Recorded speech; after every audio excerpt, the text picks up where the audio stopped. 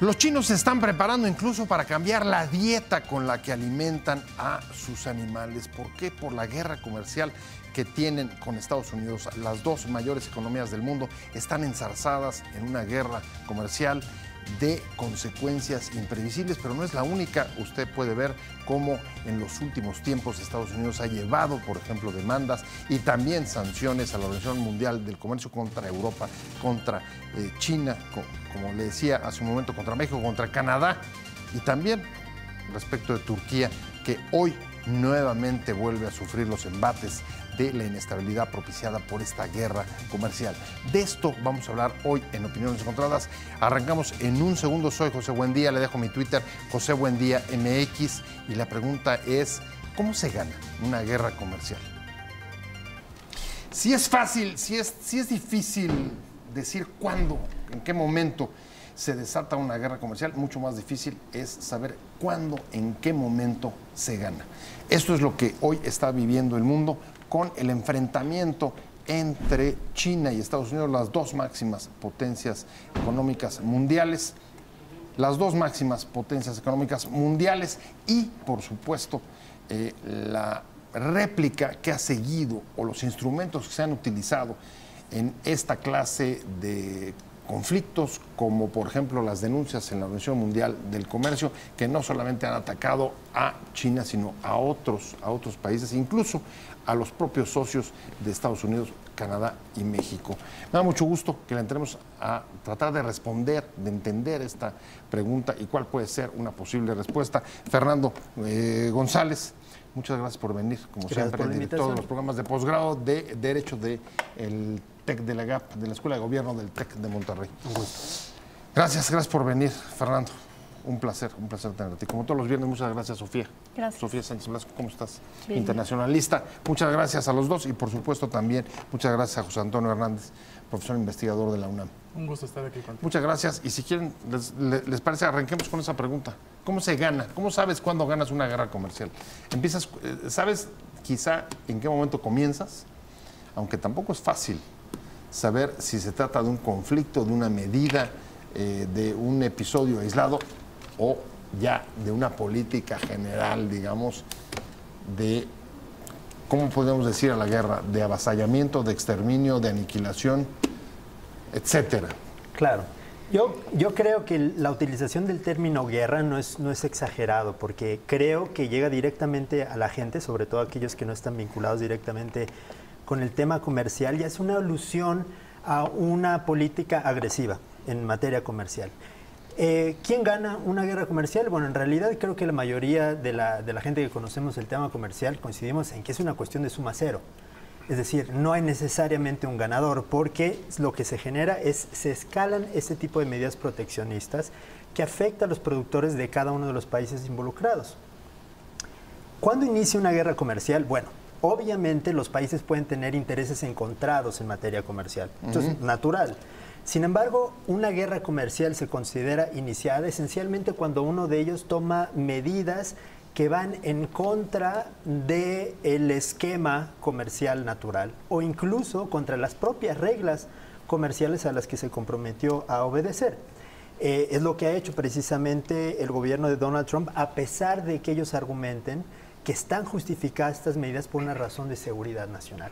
La verdad es que muchos de los casos que mencionaste van precisamente a decidir si los aranceles que hicieron imponerle son o no acordes a las leyes internacionales. Sí, porque además tienes muchos casos distintos, ¿no? Tienes el caso de China, donde en efecto tratan de justificarlo por competencia desleal o incluso robo de propiedad intelectual en el marco de los temas de seguridad nacional, pero tienes también Turquía. Turquía, que esta semana, bueno, desde el viernes pasado, pues le han pegado una zarandeada y una volatilidad a la moneda turca y a la economía de ese país enorme. Pero tienes también México y también tienes Canadá, dos socios comerciales con los que al mismo tiempo está negociando un acuerdo comercial. ¿Y Europa? Bueno, ¿con quién sí hay guerra y con quién no? O sea, ¿con nosotros no hay guerra? Sí. ¿O sí hay? ¿Y con ellos sí? ¿O con cuál sí, con cuál no? A la pregunta inicial, me parece que no solamente nadie gana, sino que todos pierden. O sea, pierden las empresas, pierden los consumidores, sobre todo, pierde el abastecimiento, ¿no? Entonces me parece como importante, y también no hay un principio ni un fin, ¿no? Parece que es una escalada en donde hay respuestas negativas por parte de ambos. Y efectivamente ya no nada más se puede hablar de una guerra comercial de Estados Unidos-China, ¿no? Ya tenemos el caso de Turquía ahí, que pareciera que es un castigo por seguir comerciando con Irán, ¿no? Tenemos a la Unión Europea, y bueno, yo lo que noto es que China está aprovechando perfectamente este clima, ¿no? Un poco de esos aliados que tenía ya muy delimitados Estados Unidos, como nuestro país, como la Unión Europea, o incluso muchos países latinoamericanos, y China está avanzando en estos mercados, ¿no? Bueno, a ver, nadie gana, pero a ver, Sofía, Steve Bannon, aquel que dijo es contra China, dijo, a ver, no solo nadie gana, no, nosotros vamos a ganar, así lo dijo hace algunas semanas. Y además, si uno ve, por ejemplo, la afluencia de capitales a Estados Unidos, desde que comenzaron con esta clase de medidas, es impresionante. El regreso de capitales a Estados Unidos con la política comercial de Trump alcanza niveles no vistos desde los años 90 del siglo pasado. ¿Tú coincides con ellos en que nadie gana finalmente o...? Pues creo sí. O sea, creo que hay dos lados en cuanto a Estados Unidos. O sea, en este momento está ahorcando a sus aliados. Es algo un poco extraño porque Estados Unidos tiene una comisión de tarifas que divide en tres partes. En primer lugar están todos sus países, los países beneficiados, por así decirlo. Entramos nosotros, se supone, con el Telecán. En segundo lugar están a los que, digamos, ahorca de vez en cuando, que es Corea del Norte, pues en sus momentos Cuba. Digo, ahorita están también en una situación vulnerable. Y en tercer lugar el resto del mundo. Pero pues ahorita todo el mundo está ahorcado, por así decirlo. O sea, y la narrativa de frenar el robo intelectual de China viene de Canadá, de México, porque dice que nosotros estamos mandando productos de ese tipo. Pero yo, o sea, también he visto que pues la gente que votó por Trump está sufriendo, o sea, los productores de soya en este caso, que es uno de los, que creo que el 90 o el 70% de la soya pues va a otros países, en este caso en Estados Unidos, así que pues es un poco contraproducente porque acaban de sacar un apoyo a todos estos productores, así que pues, o sea, ¿cuál es el sentido de...? Bueno, eso, a ver, parece parte de la guerra, así como Sí. los chinos acaban de decir, hoy la verdad me llamó la atención cómo el gobierno chino salió a decir, a ver, no estamos asustados, ¿eh? Nosotros tenemos la posibilidad incluso de cambiar la dieta, es decir, las costumbres, incluso la cultura, la forma como alimentan a sus propios animales e incluso sustituir muchas de las importaciones que ahora van a ser grabadas por Estados Unidos, que vamos a grabarle a Estados Unidos en términos de importaciones por pues, otra clase de productos con proteínas quizás hasta mejores. Claro. Tienes toda la razón. Yo creo que algo que se ha mencionado varias veces es que el gobierno de China, precisamente por el esquema político que predomina en ese país, puede reaccionar de una manera drástica y efectiva para contrarrestar el efecto negativo de los aranceles que le está poniendo Estados Unidos. Yo creo que hay que también no caricaturizar a los protagonistas en todo este embrollo. El hecho de que China incurra en este robo de propiedad intelectual o en prácticas que benefician a sus productores y que desprotegen a los inversionistas extranjeros no puede ser del todo falso. Una cosa que no debemos omitir es que no solo Estados Unidos cree en ello.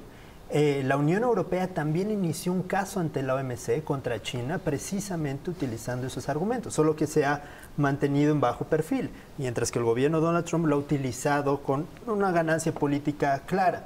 Entonces, en realidad el argumento no puede estar del todo equivocado. Sin embargo, hay métodos mucho más sofisticados, mucho más civilizados, precisamente para lograr un acuerdo en términos del ejercicio de políticas en este sentido. Por ejemplo, llevar un caso ante la OMC. Déjame regresar al punto que tocabas hace rato, independientemente de los recursos que se estén utilizando. ¿Cuándo paras? ¿Cuándo sabes o cuándo dices ya gané? Claro. ¿Cuándo hay victoria? Cuando se allana el otro país y abre el acceso por completo de su mercado a tus necesidades. ¿Ese sería un poco la perspectiva de lo que podemos esperar del conflicto China-Estados Unidos? No, yo decía un poco lo contrario, ¿no? Que es difícil. poner un punto de término, de conclusión, que al contrario es una escalada. Y es bien interesante la estrategia que está usando China. Por ejemplo, en el tema de la soya, es interesante cómo la estrategia parece hasta militar, en el sentido de que está poniendo aranceles a productos muy estratégicos, porque está poniendo, por ejemplo, la soya, a los aviones, a ciertos productos que se hacen en estados que son republicanos y que son estados claves que apoyaron a Trump, ¿no? Entonces pareciera que por ahí es como muy específico lo que está haciendo China en contra de Estados Unidos, ¿no? Y bueno, por otra parte, recordemos, digamos, que el contexto político chino acaba de cambiar la Constitución. Entonces, en este momento el presidente se necesita ver completamente fuerte, porque tiene la posibilidad de incluso hasta de reelegirse eternamente con esta nueva Constitución, ¿no? Entonces, yo creo que por ahí va mucho la respuesta que tú mencionabas, que saca China hoy, diciendo que ellos están muy bien parados en esta guerra y van a afrontarla, ¿no? Sí, la verdad es que un poco parece que es una guerra en todos los términos, sí, ¿no? Ver dónde colocas tus objetivos, cuáles son las defensas, dónde puedes hacer más daño, en qué punto puedes golpear más y mejor. Sí, o sea, y esto, digo, si recordamos un poco, no es la primera vez que Estados Unidos lo hace, o sea, por su naturaleza hegemónica, pues ya lo ha hecho en su momento con Japón, o sea, con la Unión Soviética, o sea, los ataca de esa forma y sí se ve amenazado. Encima, en China ha habido discusiones de que, o sea, interiormente hay discusiones de que si el país en verdad está o mejor que Estados Unidos en ese sentido, porque pues salen estos, digamos, estas notas que dicen que ya están en otro nivel y que pues pueden vivir sin Estados Unidos y que ya lo superaron de una, o sea, comercialmente, de una forma económica. Y pues justo gente dentro, o sea, en todo ese ámbito dice, pues no están ahí. Entonces, como la crítica china en este caso es, si se echa para atrás, Trump entonces a lo mejor va pues a ceder un poco o a relajar esto, pero China no lo está haciendo, al contrario, o sea, está diciendo, no, nosotros podemos solos. Medidas y contramedidas, y hay datos que más allá de dónde esté exactamente China son evidentes. En junio, el superávit comercial de China con Estados Unidos fue brutal, no, histórico. Sí. 30,000 millones de dólares, el mayor desde 1999. ¿Esta es la explicación en el fondo? No, creo que la mayoría de los economistas están de acuerdo en que un superávit en favor de un país y en perjuicio, bueno, pongámoslo así, de otro país, no necesariamente significa consecuencias negativas para el país que tiene ese déficit. Estados Unidos es un buen ejemplo, es una economía vigorosa. En los últimos meses el empleo ha sido muy estable en cifras récord en los Estados Unidos, siguen creciendo, a pesar de que el déficit comercial que tienen, no solo con China, inclusive con nosotros. El caso de México también es cierto. En el primer semestre de este año, el superávit y las exportaciones de México a Estados Unidos se han incrementado. Es decir, el comercio es una actividad vigorosa que trae beneficios a los países, incluso si tienen un déficit comercial. Algo que no podemos dejar a un lado es que realmente lo que explica las medidas que está tomando Estados Unidos es, como lo mencionaba hace unos instantes, es el botín político que hay detrás. Es algo similar a crear lo que recientemente anunció el Space Force, ¿no? Esta especie de ejército espacial que decidió crear Estados Unidos. Toda esta, llamémoslo, demagogia detrás de estas medidas ayuda a distraer la atención del público de otros temas que sí son políticamente perjudiciales para Donald Trump, como la investigación que está llevando en su contra.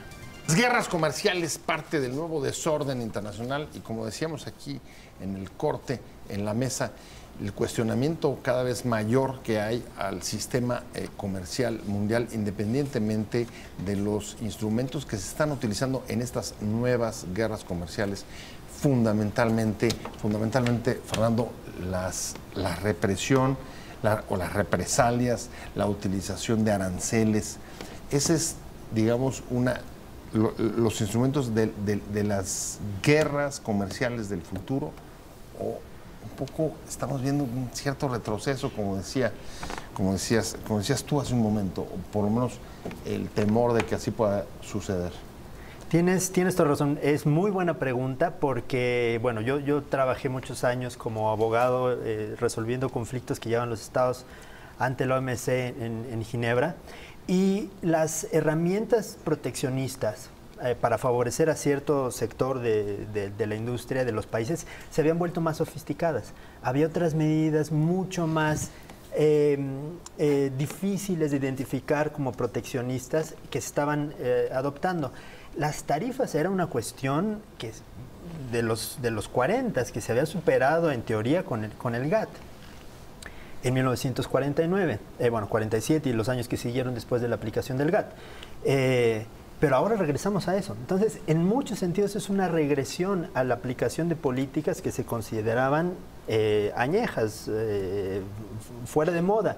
¿Qué van a ser las guerras del futuro? No lo creo.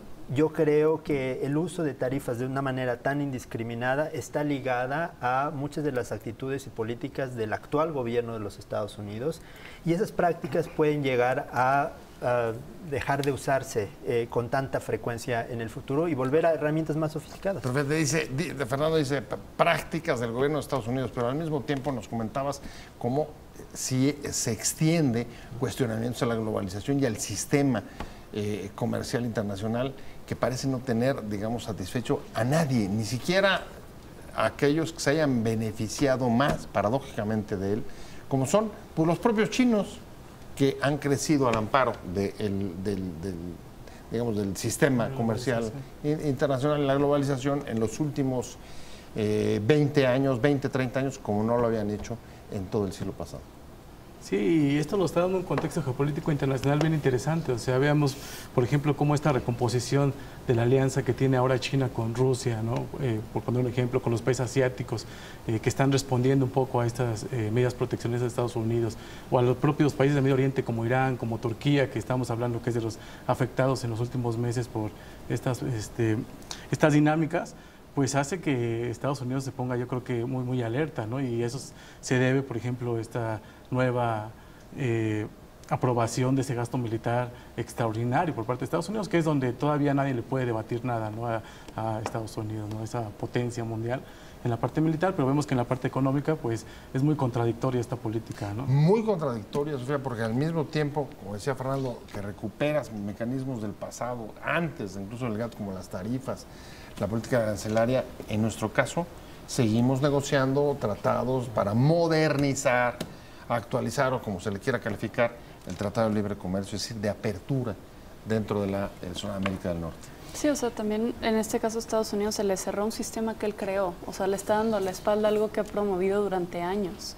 O sea, tanto, digo, en este caso si hubiera sido a lo mejor Hillary Clinton la presidenta, o sea, sí se hubiera hablado del Tratado de Libre Comercio, sí se hubieran a lo mejor modificado algunas cláusulas, pero siempre con esta bandera de libre comercio. O sea, Estados Unidos lo ha promovido durante años, y pues que en este momento se cierre, o sea, hacia los estadounidenses y hasta toda esta gente, o sea, principalmente también son los sectores de votantes que apoyan a Trump, o sea, cierto sector de agricultura, y todas estas tarifas de aluminio y acero fueron de la, digamos, todo el Rust Belt de Estados Unidos fueron los que le dieron el voto pues para la elección pasada. Entonces, no está olvidando a sus votantes, o sea, el discurso sigue ahí y sí es muy fuerte rumbo a las elecciones para ver si se queda otro rato. Sí hay elementos políticos, pero da la impresión de que es, digamos, un planteamiento mayor, que hay un cuestionamiento de buena parte de las instituciones digamos, que dieron estabilidad o que crearon el sistema posterior a la Segunda Guerra Mundial. Así es. Creo que, si me permites, creo que tienes mucha razón. Lo que está haciendo Donald Trump en realidad aceleró algo que tal vez ya estaba agendado para el futuro. O sea, algo que iba finalmente a suceder. Exactamente, y es precisamente ese choque entre la política comercial liberal y las políticas económicas que ha seguido China. Algo que justo comentamos durante el corte es que mis ex colegas en Ginebra, en la OMC, me contaron el otro día que en un comité en el seno del OMC, tanto China como Estados Unidos se enfrascaron en un debate que duró bastante tiempo, en el que estuvieron tirándose de pedradas y haciéndose múltiples acusaciones de todo tipo. Y al final, si hubo un denominador común, algo que los dos países tenían o estaban de acuerdo, era que el sistema multilateral de comercio ya no da las soluciones que requiere la realidad.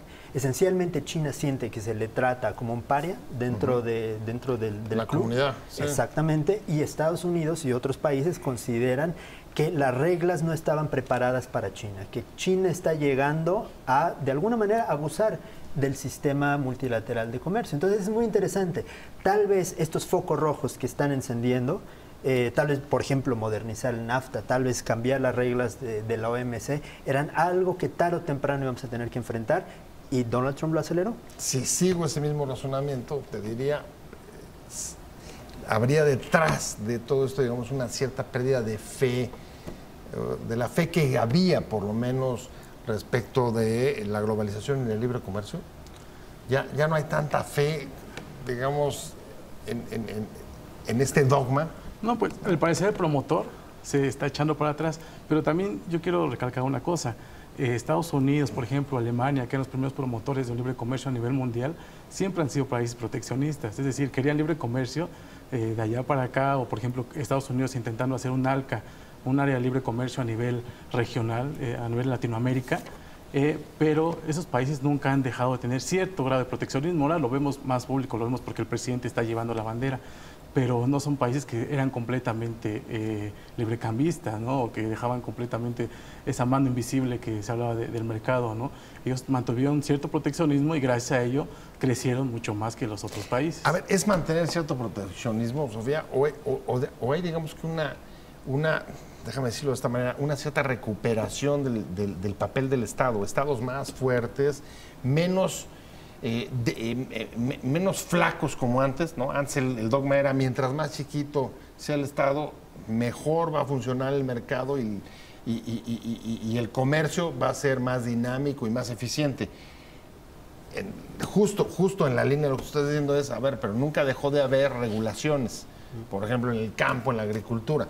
Es que ahora el Estado está, digamos, avanzando, ¿no? El péndulo empieza a regresar y el Estado dice, no. Sí, libre comercio, pero con estados fuertes capaces de decir, aquí no, y aquí regulamos de esta manera, y aquí hasta tiene cierto punto, bla, bla, bla. Pues en este caso yo creo que sí lo estamos viendo más por lo mismo de que es el discurso del presidente, no solamente proteccionista, sino completamente nacionalista, y también lo estamos viendo, o sea, es un fenómeno mundial. Pero a su vez me sigue llamando la atención que el país que promovió este sistema, a pesar de ser proteccionista hacia adentro, se está echando para atrás porque ya vio, o bueno, no solamente Estados Unidos, sino que lo que creaste ya no lo puedes frenar necesariamente. O sea, no son los mismos actores que cuando inició todo. O sea, ahorita, pues compañías, países, o sea, ya son demasiados actores que pueden abusar, porque esa palabra es la que le gusta a Trump, de los estadounidenses. Entonces, pues en este caso, America First, como siempre lo ha puesto en este caso, o sea, durante su campaña, durante su presidencia, y pues no creo que solamente sea Estados Unidos que ha sufrido del libre comercio que ha promovido, pero pues sí vemos esta reacción porque también es popular, creo que en ciertas generaciones y en ciertas poblaciones, o sea, que se han visto afectadas. Fíjate que es la guerra comercial entre las dos grandes potencias mundiales, China y Estados Unidos. ¿Hasta dónde y cómo saber quién la va a ganar en un mundo muy distinto al del siglo pasado, aunque se están utilizando instrumentos justo de aquella época? Fernando, la verdad es que sí es una contradicción muy grande, porque tienes nuevos actores, como decía Sofía, que son difíciles de asir, que no son capitales fácilmente adscribibles a una nación, que hoy, si hay una guerra comercial y sanciones a China, pueden estar afectando a empresas norteamericanas que están produciendo ahí, al mismo tiempo que la respuesta de los chinos puede ser justamente afectar y obligar al Estado, a la administración de Trump a tener que salir a rescatar a productores locales. Es verdad, ya está ocurriendo. Yo creo en general, y esta es mi visión optimista de todo lo que está sucediendo, que incluye la renegociación del Telecán. Yo creo que todo esto es una especie de último intento de frenar ciertos cambios que beneficiaban justamente, como lo decías, a otros actores, no necesariamente a los Estados Unidos. Creo que mucho de la motivación tal vez en segundo plano de la gente que apoyó a Donald Trump, que lo sigue apoyando, la gente que votó por el Brexit, por ejemplo, la gente a la que la frase "Let's make America great again", de regresemos a la gloria pasada, es precisamente gente que sigue añorando el esquema de las cosas, los equilibrios que existían localmente y a nivel global en los años 40, 50. Por lo tanto, esta frase les parece sumamente atractiva. Justamente como lo comentamos en el corte, las tarifas que está imponiendo Estados Unidos pues van dirigidas hacia ciertos países que han emergido precisamente porque han modernizado su economía, han invertido en infraestructura como China, India y México. Yo espero, y los digo... Esa es buena pregunta. A ver, José Antonio, ¿es la última resistencia de los que han perdido o de los que han sido derrotados? Estoy pensando, sí, en el electorado de Donald Trump, este grupo de blancos que han sufrido un empobrecimiento, los rednecks, etcétera, o estamos comenzando a entrar a un periodo de desorden económico internacional similar al que se produjo después de la Primera Guerra Mundial o en la época de entreguerras. Sí, yo en este caso sí soy más pesimista. Yo creo que más bien es un proceso que va comenzando y no algo que va terminando. Porque efectivamente desde acá podemos criticar bastante lo que está haciendo Trump, pero allá él sigue hablando o sigue diciendo al electorado lo que quiere escuchar, ¿no? Que todo esto va dirigido precisamente a regresar a esa América de la Segunda Guerra Mundial, ¿no? Y pues por otro lado, un entorno internacional. Te voy a dar un dato, por ejemplo. Estados Unidos, bueno, más bien China, ha tenido 26 veces más comercio con América Latina, son cifras de la CEPAL, sí, en los últimos 16 años, ¿no?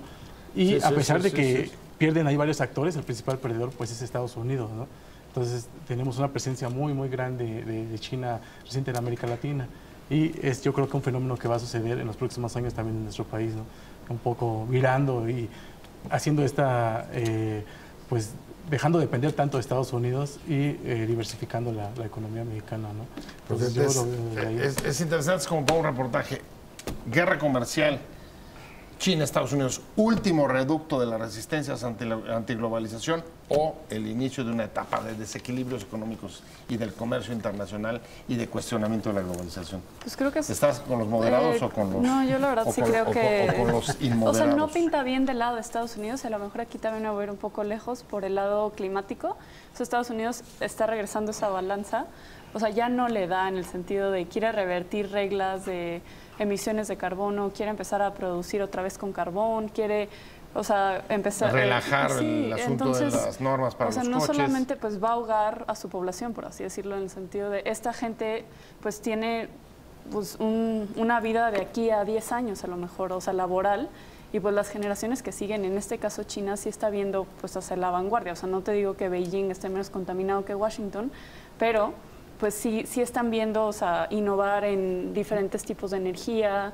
y pues en este caso Estados Unidos sí sigue viendo queremos regresar a los 60s, cuando ahorita claramente los recursos ya no dan para Bueno, a los 60s, para volver. Yo creo que antes incluso de los 60s, incluso quieren regresar a principios, a la época entre guerras. Así es, así es. Mira, simplemente para dejar a los televidentes con una nota optimista, porque es fin de semana. Es viernes si es viernes, nos vamos a ir. Muchas gracias, Fernando. Vamos a ver qué pasa. México incluso podría salir victorioso porque tenemos el Telecán, podría crear beneficios, como lo dijo Moisés Kalash, en comparación al resto de los países que sigan enfrentando la guerra comercial con Estados Unidos. ¿Cómo ves? Bueno. ¿Suscribes la nota optimista de Fernando Parenos al fin de semana tranquilos? Sumándome al optimismo de fin de semana, a pesar de que hoy China sale a decir que está dispuesta a enfrentar a Estados Unidos, también sale a decir que lo mejor sería un intento de arreglo. Por ejemplo, Estados Unidos, la preocupación más grande que tiene es el déficit comercial. Entonces China responde diciendo, bueno, entonces vamos a comprar más productos de Estados Unidos para arreglar ese déficit, ¿no? Entonces me imagino que si hay voluntad política, tal vez no termine esa guerra, pero pudiera moderarse, ¿no? Por decirlo de alguna forma. Bueno, la verdad es que antes de saber cómo cierras tú, si optimista o no, sí hay que decir que el tema del Telecán, después de que se relanzó la semana pasada y parte, por lo menos al principio de esta, yo siento que se ha enfriado otra vez un poquito esos ciclos que trae, porque parece que no se acaba de destrabar asuntos torales como Sunset Clause. reglas de origen automotriz y la Sunset Club, pero no sé si eso sea suficiente para quitarte el optimismo, Sofía. Pues, o sea, yo sí creo que esta administración es predecible, o sea, no porque China se relaje o ceda o acceda a ciertas peticiones de Estados Unidos significa que Estados Unidos va O sea, a van decir- hasta tomar la Plaza Roja Y- con sus computadoras. Pues sí, ¿Eh? y en este caso o sea, algo que no se puede olvidar es que el discurso de Trump está enfocado en toda esta gente que, digamos, lo está beneficiando su guerra comercial y hay elecciones. Entonces, por lo menos en forma de discurso no creo que sea conveniente para él relajarlo, O sea, a menos que ahorque a su o país sea, antes de la tiempo. victoria, como dice, la guerra comercial, como dice Bannon, hasta que haya victoria, Fernando, hasta que se vendan, ¿no? Hasta que ya no haya déficit comercial y se vendan carritos de hot dogs en Tiananmen. Claro. ¿Eh? No sé. Ojalá que no. ¿Eh? Yo creo que, como justamente mencionaba hace rato, hay cadenas productivas. Este tipo de medidas las rompe y destruye un proceso que ha durado décadas construir. México está altamente integrado con nuestros vecinos del norte, por lo tanto ser víctimas de este tipo de políticas nos va a hacer retroceder en todo lo ya avanzado. Fernando González, muchas gracias, director de programas de posgrado en Derecho de la Escuela de Gobierno del TEC. Muchas gracias también, José Antonio Hernández, profesor investigador de la UNAM. Muchas gracias, Sofía Sánchez Velasco. Muchas gracias, Sofía. Nos vemos el próximo viernes. Muchas gracias a usted. Tenga un buen fin de semana, pásalo muy bien. Nos vemos